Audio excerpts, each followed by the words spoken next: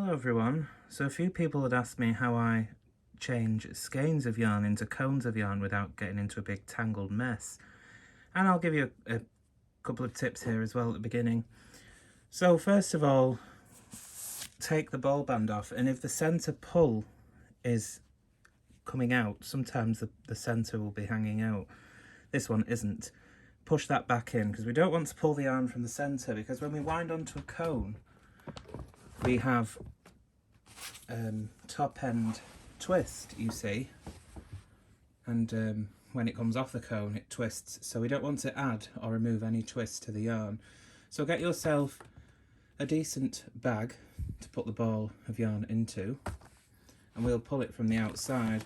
And basically what we're going to do here is just unravel the entire skein onto either into a bucket or just onto the floor. It's up to you. Right, this is a freshly shampooed rug, so it's not dirty carpet. So as you're doing this, you can also check if there are any knots in the yarn, and if there are, you can remove the knots and cut the yarn. I don't knit knots in, and it's not a good idea with an electric winder to wind them into your yarn, because when you get to them and you knit them, it can jam up both the tension on the winder and also the tension on your machine. And you see here we've already encountered a knot, so I'm going to cut the yarn here and we'll work this into a smaller ball and continue on.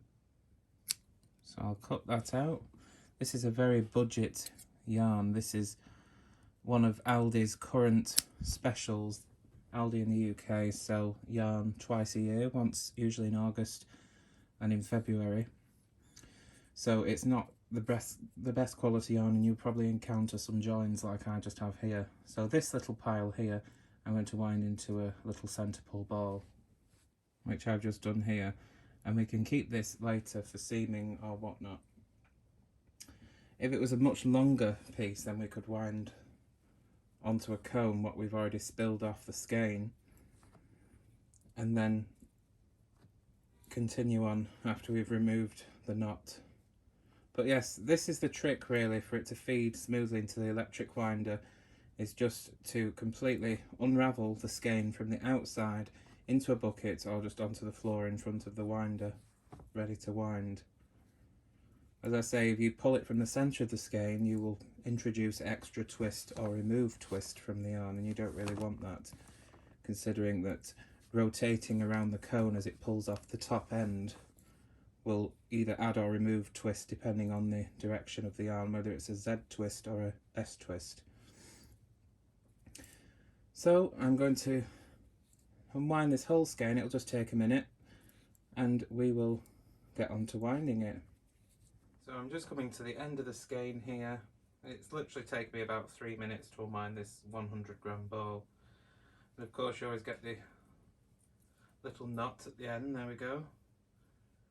Now it's very important, if you've either wound it into a bucket or just into a pile on the floor like this, that you do not disturb it at all. If you do, it will knot up. You need to leave it exactly as it's dropped. So there we are, there's the other end, and we're ready to thread this into the winder. This is a double knit yarn. I have my tension set on 3 here, which is the same I use for worsted or Aran. 4 I think is a little bit too tight. You don't want to stretch the yarn. For hand knit yarns I usually stick with about 2 or 3. 2 for chunky. So I'm going to thread this in the usual way under the wax for a bit of lubrication so it feeds smoothly into the machine and through this guide here. I have a plastic cone on here today, but it doesn't really matter, it can be a cardboard one. I'm going to pop the cone onto the winder, and then I'm going to pop the cone out slightly at one side, and you see, put the yarn in between it so that it sandwiches it between the cone. And then I'm going to get the groove on my drum here in line, and just move the drum manually just to get it started, making sure that it gets a nice base layer so that it'll wind evenly. And we're ready to go. Now, top tip, you can see that the yarn is trailing at this angle here from where it is piled up on the floor, and I don't want that.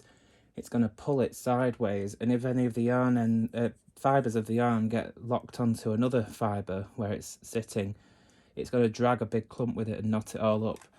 So I'm going to use just a cone that you use on one of these little hand winders, cone winders, with removable hats, but it can be anything. It could just be a knitting needle or whatever. I'm just going to hold it so the yarn trails over this smooth cone so it's coming straight up while it winds, and off we go.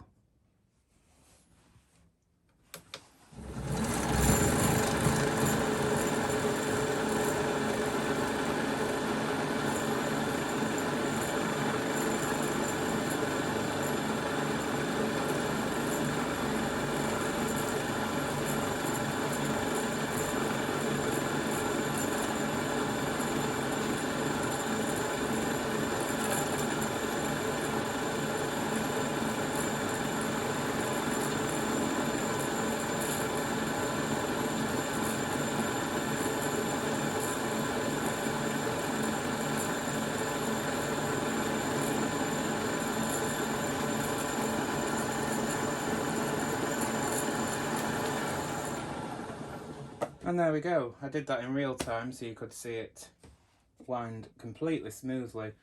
And then we can remove the cone. There we have our perfectly wound cone for this 100-gram skein of acrylic yarn. It feeds beautifully. And if you want to, you can make yourself a little label, if you have a label printer with the information on it, and stick it to the inside of the cone.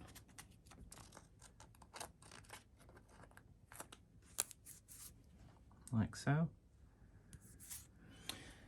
And then if you have any oddments like I did at the start, look, I only had one join, you may have a few of these if you've had to keep cutting the yarn, you can pop that inside the cone, keep it safe. So it's all together, and you can pack it to keep the dirt off until you're ready to use it.